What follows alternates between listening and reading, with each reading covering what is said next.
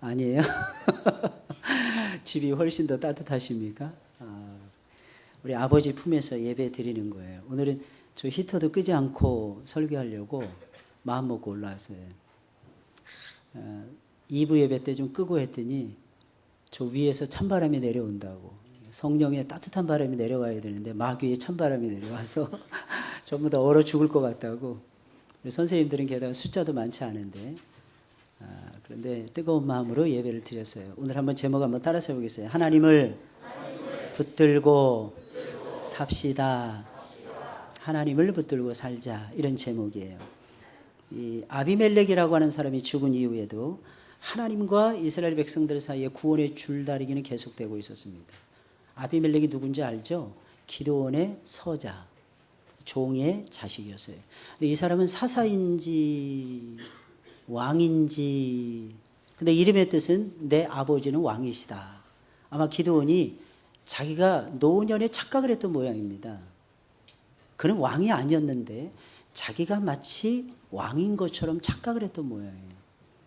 그래서 낳은 세겜 출신의 아들이, 몸종을 통해서 낳은 아들이 아비멜렉이었어요.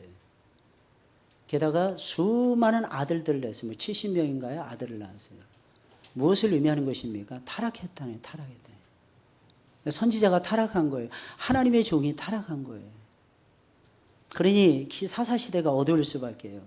아비멜렉 이후에 돌라와 야일이라는 사사들이 일어나서 이스라엘을 구원하기는 했지만 이들의 활약상에 대한 이야기가 없는 것으로 보아 뭔가 미심쩍은 역사를 하지 않았는가, 이런 느낌을 지울 수가 없어요.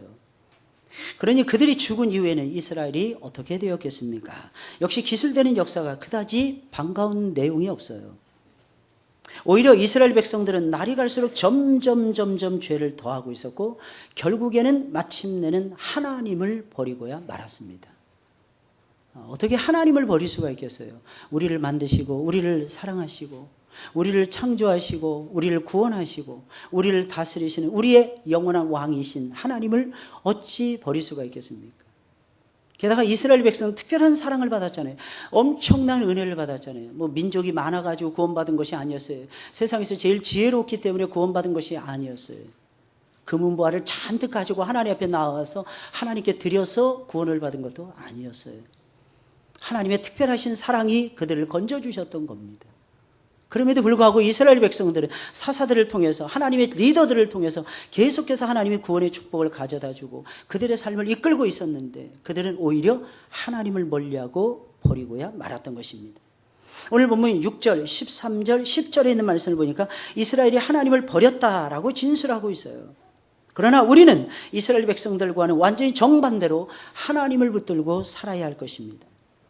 그러면 하나님께서는 분명히 우리와 함께 해주실 것이고 우리를 구원해 주실 것이고 우리에게 승리의 영광을 주실 것입니다.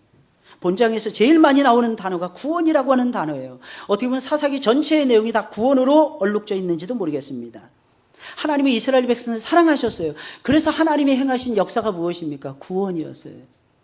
하나님이 우리를 사랑해 주셨어요. 그래서 하나님이 우리에게 주신 은혜가 무엇입니까? 죄와 사망에서 구원해 주신 것이었습니다. 우리가 읽은 본문에서도 1절부터 구원이라는 단어가 등장하고 있습니다. 그런데 후반부에 나오는 구원이라는 단어는 그다지 좋은 모습을 기술하지 못하고 엄청난 책망의 의미를 동반하고 있었습니다. 본문 11절에 있는 말씀을 보니까 하나님이 이렇게 말씀하세요. 내가 애굽 사람과 아모리 사람과 암몬 사람과 블레셋 사람에게서 너희를 구원하지 아니하였느냐, 이렇게 말씀하시면서 책망하고 있는 것입니다. 얼마나 답답하셨으면 하나님이 이런 말씀하시겠어요. 동서남북 사방에 있는 적으로부터 내가 이스라엘을 구원하셨다는 것입니다. 이스라엘은 약한 민족이었어요. 이스라엘은 허물이 많은 민족이었어요. 그런데 동서남북 사방에 큰 나라들이 진치고 있었는데 이 거대한 민족, 거대한 나라들로부터 이스라엘은 안전하게 보호를 받고 있었어요. 누가 그러냐? 하나님이 하셨다는 거예요. 이 말씀 속의 의미는 무엇입니까? 너희가 그렇게 구원받았는데도 불구하고 너희가 잊어버렸다는 거예요. 우리의 구원이 어떻게 이루어졌는지를 잊어버리시면 안 됩니다. 우리의 구원은 하나님의 영원하신 계획 속에서 이루어졌어요. 우리의 구원은 예수 그리스도의 십자가에 달려 죽으심으로 이루어진 거예요. 우리의 구원은 예수님께서 하나님 보좌 우편에 앉으신 다음에 성령의 기름을 우리에게 부어주심으로 말미암아 우리의 구원이 이루어진 것입니다. 성부, 성자, 성령 하나님의 놀라우신 역사 속에서 우리의 구원이 이루어진 것입니다. 그것은 하나님의 무한 광대하신 사랑의 역사였어요. 그런데 그 구원의 놀라운 역사를 이스라엘 백성들이 잊어버리고 있었다는 것입니다. 보면 12절에서는 내가 너희를 그들의 손에서 구원하였거늘 이라고 말씀하고 있고 13절에서는 이스라엘의 죄악을 향한 하나님의 애타는 마음을 표현하시면서 말씀하시고 있어요. 너희가 나를 버리고 다른 신들을 섬기니 그러므로 내가 다시는 너희를 구원치 아니하리라. 우리 하나님께서는 구원하시는 데는 대장이셨어요. 왜? 이유는 무엇입니까? 아주 간단해요. 우리를 사랑하시기 때문에. 하나님은 우리에게 최고의 관심을 가지고 계십니다. 혹시 오늘도 여러분들의 힘으로 나오셨다고 착각하시는 분들 계십니까? 아니에요. 하나님께서 이렇게 세워주신 거예요. 하나님께서 여러분들의 마음 일어나자마자 교회 가야지. 추위에도 불구하고 나는 교회 가야지. 몇 년 만에 한팔 하랬어요? 최고의 한팔 하랬는데. 예? 몇 년 만에? 15년. 이야, 15년. 저 15년 사이에 한국에 여러 번 왔었는데 그때마다 얼어 죽을 뻔한 적이 한두 번이 아니었거든요. 왜냐하면 하필이면 겨울에 왔으니까. 하필이면 제가 살았던 뉴질랜드는 아무리 추워도 웬만하면 15도 밑으로 잘 안 떨어지는 거죠. 한겨울에도 가디건 하나만 딱 걸치면 뜨끈뜨끈해서 차 속에서는 가디건을 벗어야 됐어요. 근데 그 옷차림을 가지고 한국에 왔더니 얼어 죽겠더라고요. 진짜 막 심장이 멎는 것 같았어요. 그래서 제가 한국에 와서 처음으로 심장이 막 그냥 멈추는 것 같은 그런 느낌을 오늘 새벽에 받았어요. 오늘 새벽에. 체감온도는 마이너스 24도라고 합니다. 할렐루야. 그런데 어떻게 이기고 나왔어요? 아주 간단해요. 하나님이 여러분들을 건져주셨기 때문입니다. 일어나자마자 하나님 생각하게 하신 거예요. 예배드리러 가야지. 예배드려서 하나님 기쁘시게 해드려야지. 이런 날씨에 예배드려야 진짜 예배가 아닐까? 진짜 예배자가 아닐까? 이런 마음을 아버지께서 우리에게 주심으로 말미암아 저와 여러분들이 벌떡 일어나서 이 자리로 달려 나올 수가 있었던 것입니다.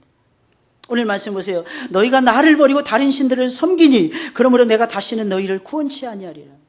이스라엘 백성들이 어떻게 구원을 받았는데 어떻게 다른 신들을 섬길 수가 있겠어요? 우리도 역시 마찬가지예요. 우리가 어떻게 구원을 받았는데 우리가 어떻게 세상을 더 좋아할 수 있습니까? 우리가 어떻게 구원을 받았는데 우리는 더 이상 내 것이 아닌데 내 몸뚱아리도 내 것이 아닌데 내 살아가는 삶도 내 것이 아닌데 이미 예수님을 영접한 순간부터 주인이 바뀌었는데 내 것은 전부 다 하나님의 것이 되었는데 이상하게 우리는 내가 판단하려고 그래요. 이상하게 내가 선택하려고 그래요. 이상하게 내가 선택할 수 있는 권리가 있다고 착각하면서 저와 여러분들이 살아갈 때가 얼마나 많이 있는지 몰라요. 하나님보다도 나 자신을 더 소중하게 여기는, 하나님보다도 이 세상을 더 소중하게 여기는, 그러면서 우리는 하나님 앞에 구원합니다. 하나님 앞에 구합니다. 뭐라고 구합니까? 하나님 나를 이 세상에서 제일 소중한 존재로 만들어주세요. 하나님 나를 최고로 좀 사랑해 주세요. 내가 오늘도 그 사랑에 좀 젖어서 주의를 좀 지나가면 안 될까요? 간혹가다 좀 책망의 말씀이라도 떨어지게 되면 하나님 나를 안 사랑하시는 거 아닐까요? 따라서 해볼까요? 그럴 리가. 하나님은 그럴 리가 없으세요. 하나님은 우리를 얼마나 소중하게 여기시는지 몰라요. 지금 하나님께서 이 말씀을 하시는 것은 구원을 이야기하시면서 이스라엘 백성들을 책망하시는 이유가 있었더라는 거예요. 책망을 통해서 이스라엘 백성들을 깨우기 위해서요. 책망하시면서 하나님의 구원의 역사를 다시 한번 기억하게 하시려고 이스라엘 백성들이 어떻게 구원받은 대단한 존재인지 알려주고 싶으셨어요. 14절에 있는 말씀을 보니까 하나님이 이렇게 말씀하십니다. 가서 너희가 택한 신들에게 부르짖어서, 너희가 택한 신들이 무엇입니까? 바알과 아세라 이방 신들을 얘기하는 거예요, 여러분들. 이 이방 신들이 무엇인 줄 아십니까? 우리가 좋아하는 세상의 영광을 얘기하는 거예요. 우리가 좋아하는 세상의 기쁨을 얘기하는 거예요. 우리가 갖고 싶어하는 세상의 보화들을 얘기하는 것입니다. 그것들에게 가서 부르짖으라는 것입니다. 하나님. 너희 환난 때에 그들로 너희를 구원하게 하라. 너희들이 그렇게 그것을 의지하고 너희들이 그것을 그렇게 사랑한다며 그것에서 구원해달라고 부르짖게 되면 그것이 너희를 구원해주지 않겠느냐 하는 것입니다. 아주 불편한 심기를 우리 주님께서는 아주 노골적으로 묘사를 하시고 계신 것입니다. 그러므로 우리는 하나님을 붙들고 이 세상을 살아가셔야 되는 거예요. 하나님 붙으셔야 되는 거예요. 하나님 불편해 하십니다. 누구 때문에? 우리 때문에 불편해 하십니다. 세상 안 믿는 사람들이 어떻게 하든지 이방 신상에 가서 절을 하든지 하나님께서는 그건 상관이 없다고 그러세요. 여러분 소돔과 고모라 성이 멸망할 때도 보세요. 의인이 몇 명 있느냐 이게 중요했잖아요. 우리 가운데 의인이 몇 명이냐는 거예요. 하나님의 마음을 진정 기쁘시게 해드리고 우리 가운데서 진정 하나님 앞에 예배자로 온전히 서고 우리 가운데서 정말 하나님의 말씀을 이루고 그 말씀 속에서 하나님의 나라를 세워가고 그 속에서 열매를 따서 아버지의 손에 두 손 맞들어서 올려드릴 수 있는 의인이 과연 몇 명이 되느냐 하는 것입니다. 우리는 하나님을 그래서 붙들고 사셔야 되는 거예요. 하나님을 붙들고 살면 하나님께서는 계속해서 우리와 함께 하실 것입니다. 여러분들을 떠나지 아니하실 것입니다. 우리를 구원해 주실 것입니다. 죄와 사망에서 구원해 주실 것입니다. 어떤 인생의 실패의 쓴잔을 맛보더라도 그 자리에서 하나님께서 야, 너 끝이야. 너 그동안 그 모든 것을 감추고 숨기고 그렇게 살아오더니 꼴 좋다. 하나님께서는 그렇게 하시는 분이 절대로 아니세요. 그럼에도 불구하고 내가 너를 사랑한다는 것을 내가 아니? 흔히 드라마 속에서 계속 나오는 거 21세기 들어와서 이 안에 너 있다 이런 말씀을 계속 하시는 거예요. 하나님께서 내 심장 속에는 너희가 있느니라. 하나님이 이스라엘 백성들에게 이렇게 구원과 관련해서 책망하시는 것도 이스라엘이 미워서가 아니에요. 반대였어요. 이스라엘 사랑하셨어요. 이스라엘이 싫어서가 아니에요. 이스라엘을 너무너무 좋아하시니까. 그래서 우리는 그렇게 구원을 받은 행복한 사람들이라. 우리를 구원해 주실 것이며 저와 여러분들에게 승리의 영광을 안겨주실 것입니다. 그럼 우리는 하나님을 붙들고 살아야 되는데 무엇을 붙들고 살아야 됩니까? 세상 붙들고 살아야 돼요? 세상의 이론을 붙들고 사셔야 됩니까? 금방 지나가는 정보가 될 것입니다. 폐기 처분될 정보밖에 안 될 것입니다. 혹시 그 문바를 여러분들이 원하십니까? 여러분 그거 가지고 우리가 구원의 은총을 받을 수가 있겠습니까? 아니면 좋은 끈끈한 인간관계를 유지하고 있습니까? 그거 가지고 어떻게 우리가 하나님의 구원하심의 역사를 체험할 수가 있겠어요? 다른 어떤 것으로도 안 돼요. 우리가 하나님을 꽉 붙드는 믿음으로만 되는 거예요. 믿음으로 살아가는 하나님의 백성들이에요. 그러면 하나님을 붙들고 산다는 것이 어떻게 사는 것입니까? 하나님을 붙들고 산다는 것이 도대체 어떤 의미인 것입니까? 우리 보통 이야기하잖아요. 나는 하나님을 의지하고 살아. 나는 하나님을 붙들고 살아. 하나님이 나를 붙들고 계셔. 하나님이 나를 사용하셔. 말은 그렇게 하는데 그 의미에 대해서 우리가 모를 때가 너무 많아요. 그것을 몰랐던 백성들이 이스라엘 백성들이었어요.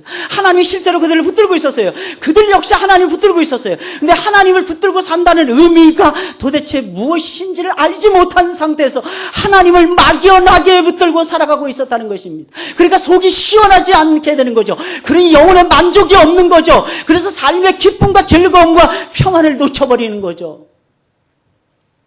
여러분 하나님을 붙들고 산다는 것은 무엇입니까? 첫째로 하나님의 말씀을 붙들고 순종하며 산다는 것입니다. 신앙이 두 종류의 신앙이 있어요. 여러 가지 신앙 많이 있어요. 나눠보세요. 일시적인 신앙, 감정적인 신앙, 역사적인 신앙, 성경적인 신앙 많이 이야기를 합니다. 근데 딱 두 가지로 표현할 수 있어요. 성경적이지 않은 신앙과 성경적인 신앙이 있다고 하는 사실입니다. 우리는 성경적인 신앙을 가지고 살아가셔야 돼요. 하나님을 붙든다. 이 말이 무슨 말이에요? 하나님의 말씀을 붙든다는 거예요. 오해하지 마세요. 현실을 붙들고 살아가지 마세요. 현실을 붙들고 살면 우리 망가집니다. 현실을 붙들고 살면 믿음의 삶을 살아갈 수 없습니다. 하나님이 기뻐하시는 충성스러운 삶 못 삽니다. 아버지께서 원하신 건 날마다 내팽겨칩니다. 그것이 현실을 붙잡는 신앙이에요. 우리는 말씀을 붙잡고 하나님의 말씀에 순종하면서 살아가셔야 돼요. 우리가 믿는 하나님은 언제나 말씀하시는 하나님이세요. 하나님의 특징이 무엇입니까? 살아계신다는 거예요. 하나님의 특징이 무엇입니까? 인격적이시라는 거예요. 그 인격적이라는 말이 무슨 말이겠습니까? 말씀하신다는 거예요. 말씀하신다는 거예요. 아담과 하와가 범죄한 이후에도 하나님은 에덴 동산에 찾아오셔서 말씀하셨어요. 아담아 아담아 내가 어디 있느냐. 하나님 부르시고 계시는 거예요. 여러분들도 지금 이 시간에 부르고 계세요. 누구야 누구야 어디 있느냐. 눈 크게 뜨시고요. 여러분들. 누구야 어디 있느냐. 가슴을 활짝 펴시고요. 하나님은 우리를 그렇게 부르고 계세요. 말씀을 통해서 교제하시자는 거예요. 다른 이방 종교에서는 도무지 찾아볼 수 없는 모습이 하나님에게는 간직되어 있었습니다. 그것이 무엇입니까? 말씀하시는 하나님. 매일매일의 삶 속에서 우리를 찾아오시는 하나님. 그 하나님은 말씀하시는 하나님이신 것입니다. 이스라엘 백성들에게 그나마 소망이 있는 것은 계속적인 실패였어요. 계속적인 절망이었어요. 그래서 소망이 있었던 것은 하나님이 여전히 그들을 사랑하시고 하나님이 여전히 그들에게 관심을 가지고 찾아오셨다는 것이고, 그들에게 항상 찾아오신 하나님께서는 그들에게 변함없이 말씀을 들려주고 계셨다는 것입니다. 비록 말씀의 내용이 어떤 때는 좀 듣기 거북할 때도 있었어요. 어떤 때는 책망의 말씀, 어떤 때는 질타가 담겨 있는 말씀이라 할지라도 이스라엘 백성들은 그 속에서 하나님을 여전히 만나고 있었던 것입니다. 하나님의 살아있는 음성을 듣고 있었다는 거예요. 하나님을 만나고 하나님의 살아계신 음성을 듣는 것이 신앙생활인 것입니다. 보면 11절에 있는 말씀을 보니까 여호와께서 이스라엘 자손에게 이르시되라고 기술하고 있어요. 하나님 말씀하시는 하나님이에요. 그럼 15절에 있는 말씀 보세요. 이스라엘 자손이 여호와께 여짜오되, 이게 무슨 말이에요? 이스라엘 백성들이 하나님을 향해서 말했다는 것입니다. 하나님이 말씀하시니까 이스라엘이 말했다는 것입니다. 무엇을 의미하는 것입니까? 하나님과 이스라엘 백성들 사이에 대화가 단절되지 아니하고 대화가 이어지고 있었다는 것입니다. 우리가 믿는 하나님은 우리를 찾아오셔서 말씀하시는 하나님이세요. 그러기에 당연히 우리는 하나님의 말씀을 귀담아 들으셔야 됩니다. 하나님을 붙들고 산다. 하나님 말씀을 귀담아 듣는 것을 얘기하는 거예요. 들은 말씀에 철저하게 순종하며 살아야 하는 것입니다. 책망과 심판을 받기 전에 오히려 하나님의 말씀을 들으시고 그 들은 말씀에 순종하셔야 되는 것입니다. 말씀하시는 하나님은 우리들이 당신의 말씀에 얼마나 귀를 기울이며 얼마나 순종하는가를 알고자 원하십니다. 사사기 3장 14절에 있는 말씀을 보니까, 4절에 있는 말씀을 보니까 여호와께서 모세로 그들에게 열조에게 명하신 명령들을 청종하나 알고자 하셨더라. 이 말씀이 나오고 있어요. 사사기 3장이에요. 사사기의 서론입니다. 어떻게 보면. 이 속에서 하나님께서 알고자 하시는 것이 있었어요. 정확하게 알고자 하시는 것이 있었어요. 이스라엘 백성들에게 하나님이 기대하시는 기대치가 있었다는 것입니다. 그것이 무엇입니까? 하나님의 말씀에 청종하나 청종하지 않는다. 여러분, 말씀에 청종한다, 청종하지 않는다, 이게 무슨 말이겠습니까? 청은요, 듣는다는 거예요. 종이라는 것은 순종하는 것을 얘기하는 거예요. 그러면 하나님께서는 이스라엘 백성들에게 두 가지를 늘 보시면서 이스라엘 백성들을 달아보고 있었다는 것입니다. 그것이 무엇입니까? 하나님 말씀을 얼마나 잘 듣느냐, 하나님의 말씀에 어떤 태도를 가지고 보이느냐. 느헤미야 8장에 있는 말씀을 보니까 이스라엘 백성들이 수문학 광장에서 모여요. 전부 다 마당에 앉아 있습니다. 그때 나무 강단에 에스라가, 우리처럼 이렇게 화려한 예배당이 아니었어요. 전부 다 남자의 뜰, 여자의 뜰, 이방인의 뜰 가운데 이스라엘 백성들이 전체 앉아 있는 거예요. 에스라가 바로 그때에 하나님의 말씀을 가지고 나무 강단 위에 섭니다. 놀라운 사실은 두 가지 반응을 이스라엘 백성들이 보여요. 그것이 무엇인 줄 아십니까? 하나님의 말씀이 딱 선포되려고 하니까 벌떡 그 자리에서 일어나는 거예요. 이스라엘 백성들은 하나님의 말씀의 권위를 알고 있었어요. 예배는요, 그 말씀의 권위 앞에 무릎을 꿇는 것입니다. 하나님은 지금도 말씀하십니다. 아무리 책망의 말씀을 하시더라도 말씀하시는 하나님 우리에게 찾아오신다는 것은 그만큼 우리에게 소망이 있음을 얘기하는 거예요. 나는 너에게 소망을 걸고 있다. 나는 너를 사랑한다. 나는 너에게 소망을 걸고 있다. 나는 너에게 사명을 주길 원한다. 나는 너를 사용하길 원한다. 그러시면서 하나님께서는 지금도 우리에게 찾아오셔서 말씀하신다는 거예요. 그 반응 앞에 이스라엘 백성들 몇십 년 만에 하나님의 말씀 앞에 반응을 보이는데 그 자리에 앉아있던 자리에서 벌떡 일어납니다. 그리고 두 손을 번쩍 듭니다. 그리고 두 번째 반응이 무엇이냐면 손을 들고 하나님의 말씀에 아멘, 아멘으로 화답을 하기 시작을 합니다. 그것이 이스라엘 백성들의 모습이었어요. 근데 놀라운 사실은 아침부터 해 뜨는 데서부터 이제 해가 중천에 떴을 때까지 그렇게 했다는 거예요. 에스라도 나무 강단에 서서 하나님의 말씀을 가르쳐주고 있었고 이스라엘 백성들도 무려 6시간 동안 하나님 말씀을 선체로 듣고 있었어요. 그런데 나중에 그 말씀이 너무 은혜가 되니까 간혹가다 머리를 땅에 박습니다. 그리고 엎드립니다. 마치 절을 하듯이 하나님 앞에 경배와 찬양을 올려드립니다. 이것이 이스라엘 백성들의 모습이었어요. 포로에서 돌아왔던 이스라엘 백성들의 모습. 저와 여러분들도 마찬가지입니다. 어떻게 하나님을 경배하시렵니까? 하나님 말씀의 권위 앞에서 일어나심으로 경배하시길 예수님의 이름으로 축원을 드립니다. 손을 들고 아멘 아멘 아멘 부끄러운 줄도 몰랐어요. 이유가 무엇입니까? 그 말씀이 없이는 그들은 못 살았기 때문이라는 것입니다. 이스라엘 백성들이 그 말씀을 들었던 이유가 무엇입니까? 자기의 선조들이 망했는데, 자기의 선조들이 실패했는데, 그들이 실패하고 망했던 이유가 무엇인가 뒤돌아보니까 하나님의 말씀을 없인 여겼다는 것입니다.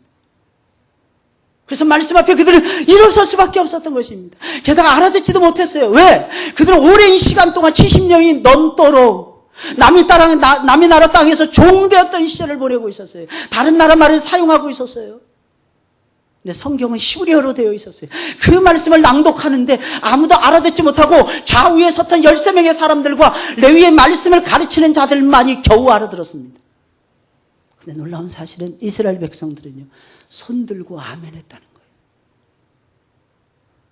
무슨 말인지 모르는데, 우리는 이해해도 안 따라가는데, 이해해도 하나님 힘들어요.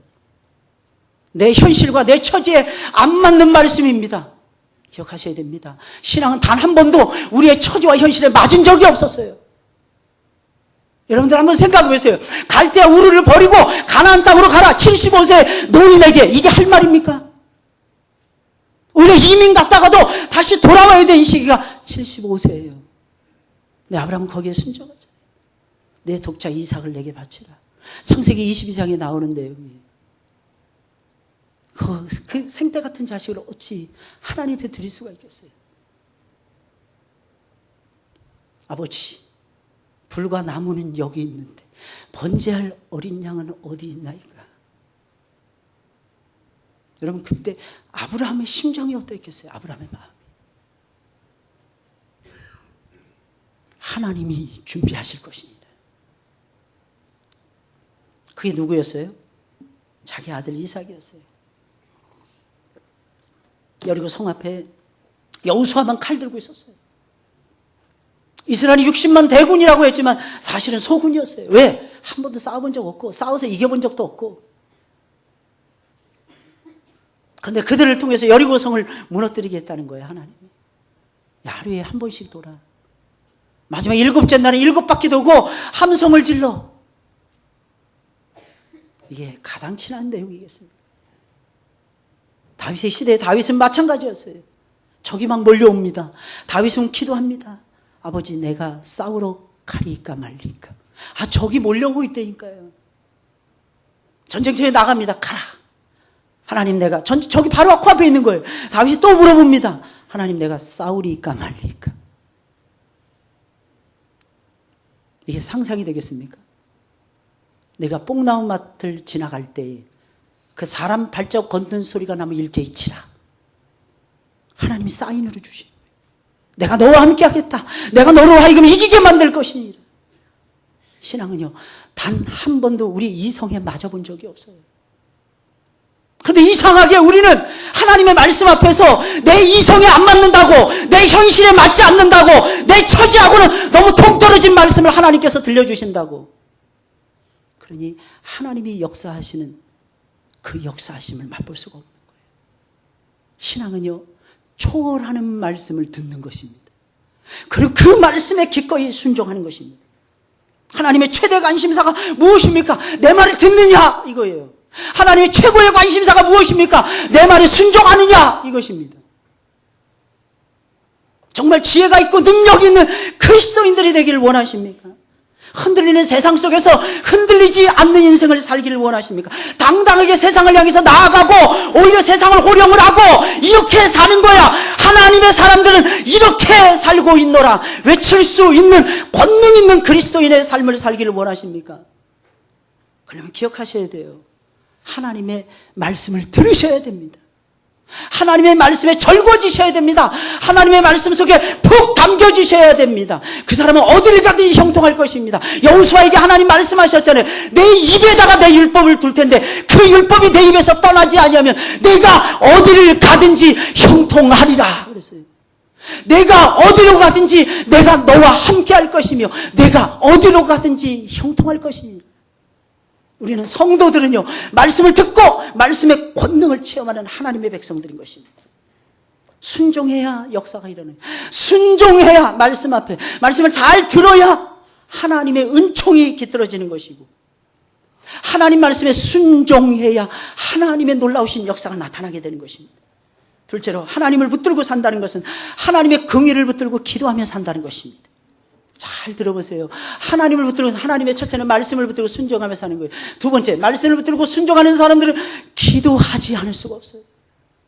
나는 말씀 사랑해요. 말씀 좀, 그러면서 기도하지 않고 반쪽알입니다.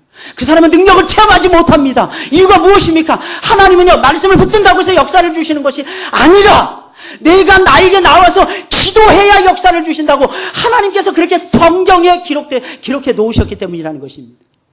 하나님의 방식, 하나님의 역사하심의 방식, 그것이 무엇입니까? 기도입니다. 근데 무엇을 붙들고 기도하느냐가 중요해요. 바리새인들과 서기관들과 사두개인들은 자신들의 의로움을 붙잡고 기도했습니다. 하나님, 이방인들과 우리를 다르게 해주셔서 감사합니다. 창기들과 세리들과 우리를 다르게 해주셔서 감사합니다. 맨날 기적금만 쓰는 것입니다. 누구는 뭐 어떻게 했는데 나는 이렇게 했습니다. 이런 식으로 기도하고 있어요. 근데 기도할 때는요, 하나님의 긍휼하심을 붙들고 기도하셔야 돼요. 이게 무엇입니까? 하나님의 성품을 붙잡고 기도하시는 하나님의 성품. 보면 7절에 있는 말씀을 보니까 이스라엘 향해서 진노하시는 하나님을 엿볼 수 있어요. 하나님의 진노가 이스라엘 향해서 뿌려지고 있었다는 것입니다. 그런데 보면 16절 마지막 절을 보니까 여호와께서 이스라엘의 공고를 인하여 마음에 근심하시니라. 하나님이 이스라엘에 불같은 진노를 내리고 계셨어요. 그러다 하나님 마음이 바뀌었어요. 근심하는 걸로. 누구를 근심하고 있는 거예요? 하나님 자신을? 하나님 자신의 역사를? 아니에요. 그걸 신실하게 수종들 이스라엘을 근심하는 거예요. 하나님은 가슴 아파하실 때가 있어요. 누구 때문에? 우리 때문에. 하나님 슬퍼하실 때가 있어요. 누구 때문에? 우리 때문에. 하나님 굉장히 힘들어하실 때가 있어요. 언제입니까? 우리가 잘못된 삶을 살아가고 잘못된 신앙을 쫓아갈 때. 그래서 누가 말하려면 하나님이 말씀하시는 것처럼, 누가 봉사하려면 하나님이 봉사하시는 것처럼 해야 돼요. 왜 하나님의 진노하심이 근심으로 바뀌었던 것입니까? 이유는 간단해요. 이스라엘 백성들이 하나님의 긍휼을 붙잡고 기도했기 때문입니다. 하나님의 긍휼을 붙잡고, 이제 끝이다.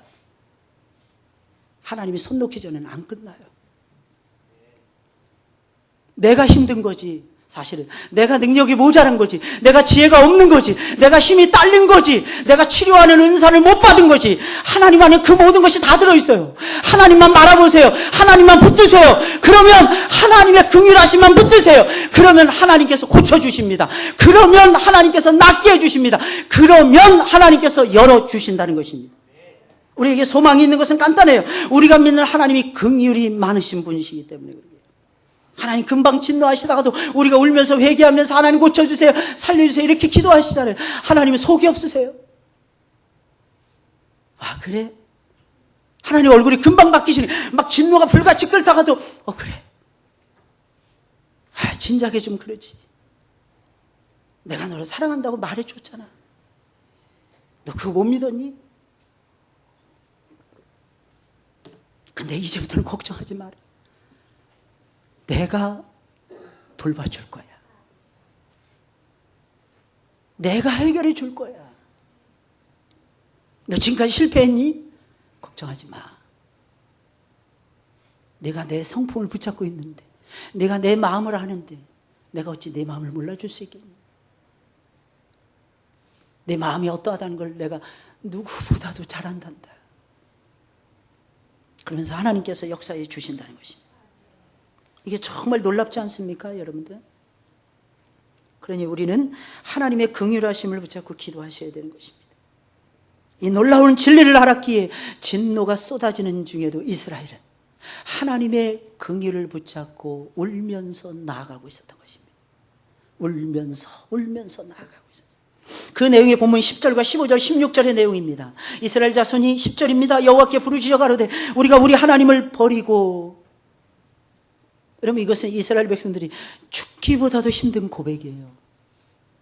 이스라엘 백성들이 어찌 하나님의 백성들인데 하나님을 버렸다는 고백을 할 수 있겠어요? 근데 보니까 자기들이 하나님을 버리고 있었어요. 하나님과 다른 신을 겸하여 섬기는 것은 하나님 버린 것입니다. 이건 혼합신앙이에요. 이건 짬뽕신앙인 거예요. 하나님과 세상을 겸하여 섬기고 사랑하는 것은 하나님이 미워하시는 바인 것입니다. 하나님이 오히려 진짜 미워하는 것은, 하나님이 아예 싹 버린 것보다 더 미워하는 것은, 하나님도 사랑한다고 하면서 세상도 동시에 사랑하고 있는 거예요. 하나님의 영광을 구한다고 하면서 세상의 영광도 동시에 구하는 잘못된 모습인 것입니다. 그런데 이스라엘이 그것을 고백하고 있는 거예요.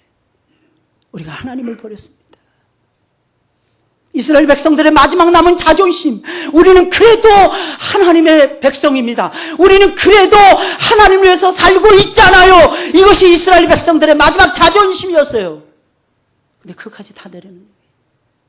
우리가 하나님을 버리고 바알들을 섬김으로 주께 범죄하였나이다. 15절 16절이면 또 고백해요. 여호와께 여짜오되 우리가 범죄하였사오니 주의 보시기에 좋을 대로 우리에게 행하시려니와 오직 주께 구하옵나니 오늘날 우리를 건져내옵소서 하고 자기 가운데서 이방 신들을 제하여 버리고 여호와를 섬기매, 이렇게 말하고 있어요. 하나님을 붙든다는 것은 하나님의 긍휼을 붙든다는 것입니다. 하나님의 긍휼을 붙들고 기도한다는 뜻인 것입니다. 우리가 믿는 하나님 긍휼이 많으신 분이에요.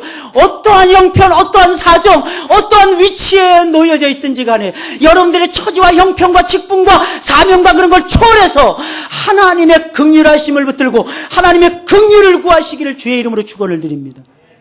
그러면 사실 것입니다. 그러면 살아날 수 있을 것입니다.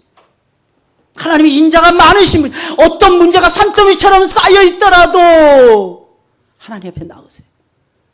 그리고 하나님의 긍휼을 붙잡으세요. 아니, 하나님이 여러분들을 붙잡아 주실 것이고 여러분들의 마음속에 긍휼의 보따리를 풀어놓으실 것입니다. 그럴 때 어떤 역사, 여러분들이 가지고 있는 문제가 큰 문제든 작은 문제이든 하나님 앞에서는 그 아무것도 아니에요. 완벽하게 해결이 되고야 말 것입니다. 하나님은 그렇게 역사하시는 거예요. 마지막 세 번째로 하나님을 붙들고 산다는 것은 하나님의 역사하심, 하나님의 도우심을 붙들고 모든 것을 하나님의 손에 맡긴다는 것입니다. 하나님은 모든 도움의 근원이 되세요. 하나님은 모든 역사의 근원이 되십니다. 그러니 우리 하나님께 맡기고 살자고요. 사실 우리네 인생은 다른 사람을 도와주고 싶어도 힘이 없어서 못 도와주잖아요. 도와주고 싶지 않나요? 누군가를 좀 세워주고 싶지 않나요? 근데 힘이 없어요. 지혜가 없어요. 그런데 우리가 믿는 하나님은 전지하시고 전능하십니다. 괜히 뭐 하라 그러면 이거 못해요. 그 겸손이 아니에요. 하나님은 계산에 넣지 않고 말을 하니까 못한다고 말하는 거예요. 사도 바울이 고백을 했잖아요. 내게 능력 주신 자 안에서 내가 모든 것을 할 수 있느니라. 내게 능력 주시는 자 안에서 내가 모든 것을 할 수 있는, 심지어 음부에라도 들어갈 수 있다는 거예요. 이스라엘의 구원만을 위해서는, 구원의 역사가 이루어지기만 한다면 하나님 나를 버리셔도 상관이 없습니다. 이게 무슨 뜻이겠어요? 능력 주신 자 안에서 자기 모든 걸 다 버릴 수 있다. 이미 바울은 주님의 것이었어요. 하나님이 그렇게 버릴 리도 만무하지만 능치 못할 일이 무엇이 있느냐? 믿는 자들에게는 능치 못할 일이 없노라. 예수님 말씀하신 내용이잖아요. 하나님 말씀하신 내용이잖아요. 맨날 안 된다, 부정적이만 보지 마시고, 끝났다, 허무 맹랑한 것들만 쳐다보지 마시고, 하나님은 하신다. 하시는 하나님, 우리 하나님이에요. 나를 사랑하시는 하나님이에요. 우리 몸된 하늘문교회를 사랑하시는 하나님이십니다. 그 하나님이 우리의 길을 안 열어주시겠습니까?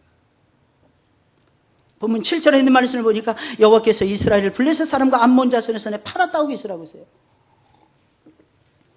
하나님이 사랑하시는 이스라엘 백성들을 이방인들의 손에 팔아 넘겨버린 것입니다. 그리고 11절 12절에 있는 말씀, 오직 여호와께서 이스라엘을 애굽 사람과 아모리 사람과 시돈 사람과 아말렉 사람과 마온 사람의 손에서 구원하셨다라고 말씀하고 있어요. 이 말씀 무슨 말이겠습니까? 하나님이 이스라엘을 사랑해서 건져주셨다, 환난 날에 건져오셨다, 이런 뜻인 것입니다. 이 말을 통해서 우리가 알 수 있는 것이 무엇입니까? 하나님은요, 잘 들으셔야 돼요.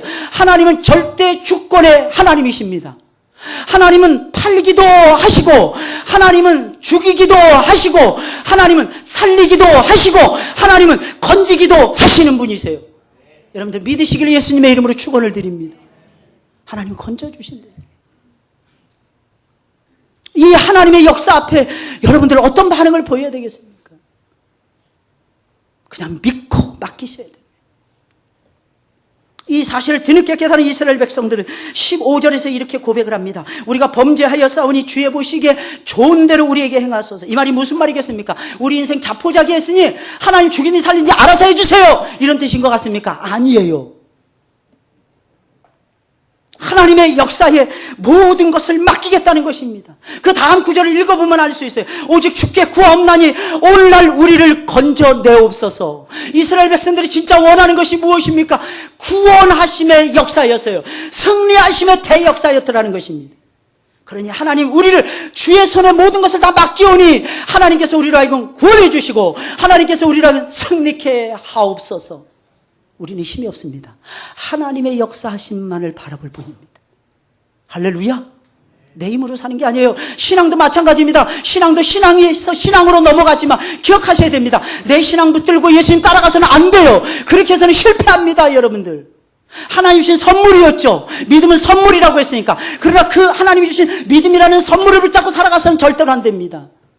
그 선물을 주신 하나님을 붙들고 살아가셔야 돼요. 그렇게 살다가 많은 신앙의 선배들이 실패했어요. 자랑치 못하게 했다니까요. 자랑치 못하게. 왜? 하나님의 선물이니까. 근데 사람들은 막 자랑합니다. 내 신앙이 대단해, 내 신앙이 위대해. 너! 하나님이 그 시간에 하나님이 나를 사랑해서 붙잡아 주시기에 말씀 주시고 기도하게 하시고 하나님의 역사를 꽉 붙들고 나갈 수 있도록 아버지께서 역사에 주셨기 때문에 그 시간에 내가 믿음을 지키고 있는 것입니다. 만약에 베드로가 예수 그리스도를 바라보면서 그 눈길에서 놓치지 않고 예수님이 떨어뜨리는 말씀을 꽉 붙잡고 기도하면서 끝까지 하나님을 의지하고 나갔다면 베드로는 예수님 3번 부인하지 않습니다. 하나님이 눈앞에 두 눈 시퍼렇게 뜨고 살아계시는데 그 앞에서 어떻게 예수님을 부인합니까? 예수님이 안 보였던 거예요. 하나님이 보이지 않았던 것입니다. 그러니까 예수님을 모릅니다. 모른다니까요. 그 이름을 저주하면서 말하는 거예요. 내가 모른다고 했잖아요. 그렇게 됩니다. 그러니 우리는 하나님의 역사하심을 꽉 붙잡는 거예요. 하나님의 역사하심. 그렇게 승리하시길 주님의 이름으로 축원을 드립니다. 물론 우리는 하나님의 도우심을 붙들고 하나님께 모든 것을 맡기기만 해서는 안 됩니다. 두 가지, 이때 맡기는데도 두 가지 요소가 꼭 필요해요. 이 대목을 이해를 못하니까 이 대목을 잘 이해하셔야 돼요. 어떻게 맡기느냐는 거예요. 첫째는 기도하면서 아버지 손에 맡기시길 바랍니다. 두 번째, 하나님이 싫어하는 것은 버리면서, 하나님이 싫어하는 거 그대로 간직한 상태에서 하나님 나에게 복 주세요. 여러분 생각해 보세요. 그릇이 더러워. 하나님은 바보가 아니세요. 그릇이 더러워요. 그럼 그 그릇은 쓸 수 없어요. 금그릇으로 만들었다 쓸 수 없어요. 다이아몬드로 만들었다 거기서 물 떠다 마시는 놈은 바보입니다. 하나님은 아시는 거예요. 내가 너희를 귀히 쓰고자 하노라. 디모데 후서 2장에 보면 어떻게 귀히 쓰는 그릇들이 있느냐. 깨끗하게 하면 귀히 쓰겠다는, 깨끗하게. 자꾸 돌이키셔야 돼요. 세상 것들은 여러분들의 모습 속에 자꾸 버리셔야 돼요. 악은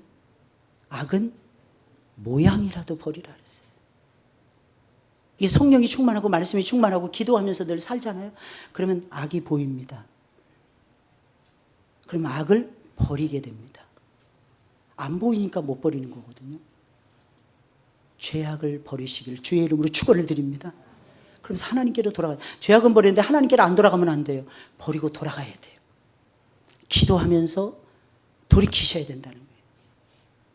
기도하면서 나에게 주어진 직분을 감당해내는 거예요. 기도하면서 돌이키면서 나에게 주어진 직분을 감당해내야 되는 거예요. 돌이키지 않으면서, 기도하지 않으면서 직분을 감당해낸다. 감당할 수도 없거니와 다른 사람들에게 오히려 해를 줄 수도 있어요. 정말 하나님 앞에 하나님의 역사하심을 믿으신다면 기도하면서 돌이키시길 주의 이름으로 축원을 드립니다. 다시 말씀드리면 기도가 없는 역사는 없다는 거예요. 돌이킴이 없는 역사 역시 없다는 것입니다. 그러니 우리는 하나님의 도우심을 바라되, 반드시 기도하면서 하나님의 도우심을 바라야 돼. 하나님의 도우심을 바라되 반드시 죄에서 돌이키면서 하나님의 도우심을 바라야 되는 것입니다.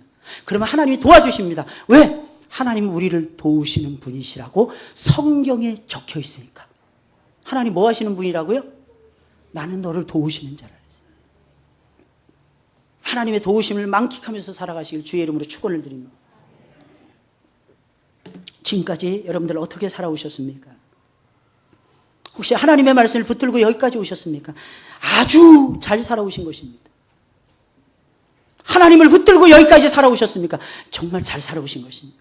혹시 하나님을 놓치고 살아오셨습니까? 하나님을 붙들고 살아야 되는데 하나님 붙들고 살지 못하셨습니까? 그러면 이제부터라도 하나님을 붙들고 살아가시길 주의 이름으로 축원을 드립니다.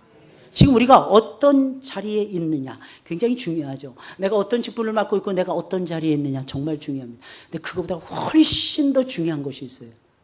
그것이 무엇입니까? 내가 하나님 앞에서 어떻게 살고 있느냐. 동시에 잘 들으셔야 돼요. 내가 하나님 앞에 어떻게 살고 있느냐. 동시에 내가 어떤 자리를 향해서 가고 있느냐. 육신의 썩어질 것을 향해서 가고 있느냐. 육신의 생각은 사망이라 그랬어요. 방향이 굉장히 중요해요. 어떻게, 방법이 중요하고 무엇을 향해서 방향이 중요한 겁니다. 무엇 때문에 방향이 확고해져야 돼요. 저는 SFC를 좋아하는 이유는 Student for Christ이기 때문입니다. for라는 단어가 그렇게 좋더라고요. 예수님을 위하여. 예수님 때문에. 마지막 세 번째 중요해요. 세 가지 의미가 있는데 예수님을 향하여. 저는 그게 너무너무 좋아요. 그건 돌아가신 박윤선 박사님이 만든 강령이에요. 우리 장로교가, 남한에 있는 장로교가 분열되기 전에 1960년도 이전에 만들어졌던 강령, 성경의 집약체라고 말할 수 있는 SFC 강령. 그 강령 속에 우리의 모든 것이 다 들어있어요. 우리의 삶의 목적, 우리의 신조, 우리의 삶의 사명, 우리의 삶이 가는 원리 전부 다 들어있는 것이 SFC 강령입니다. 그 중에서 그 말이 너무 멋있어요. Student for Christ. 그리스도를 위한 학생. 그리스도 때문에 존재하는 학생. 그리스도를 향하여 가는 학생. 여러분들의 방향은 어디로 정해져 있습니까? 우리 인생을 살면서 자꾸 실패하죠. 이유가 무엇입니까? 내 시각으로만 보니까 그래요. 판단하는데도 실패해요. 말하는데도 실패해요. 사는데도 실패합니다. 이유가 무엇입니까? 내 관점으로 보기 때문에 그렇습니다. 예수님 만났으면 그리스도의 관점으로 보셔야 되는 거예요. 사람을 볼 때도 그리스도의 마음으로 보셔야 됩니다. 성경을 읽을 때도 그리스도의 뜻 가운데서 보셔야 됩니다. 일할 때도 주님이 주신 능력으로 하셔야지 내 능력 가지고 하시면 10리도 못 가서 발병나게 돼 있어요. 과연 어떻게 하나님을 붙들고 살아가시려고? 2016년도 하나님을 붙들고 승리해 보자고요. 하나님 붙든다. 첫째, 하나님 말씀 붙든다. 둘째, 하나님의 긍휼을 붙든다. 셋째, 하나님의 도와주심을 붙든다는 것입니다. 그러면서 어떻게 살아야 돼요? 맡기고 살아야 돼요. 기도하면서 사셔야 돼요. 순종하시면서 사셔야 돼요. 거꾸로 말씀드린 거예요. 순종하면서, 말씀 가운데 순종하면서, 기도가 항상 긍휼을 붙잡고 기도하면서 하나님의 도우심과 역사하심을 기대하면서 모든 것을 맡긴 상태에서, 그러면 여러분들의 인생은 2016년에 반드시 올라가게 될 것입니다.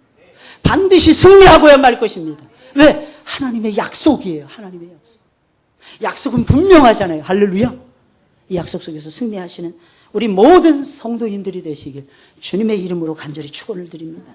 우리 찬송을 부르면서 준비하신 예물 아버지께 드리겠습니다. 190장이에요. 190장. 190장입니다. 샘물과 같은 보혈은 임마누엘 피로다.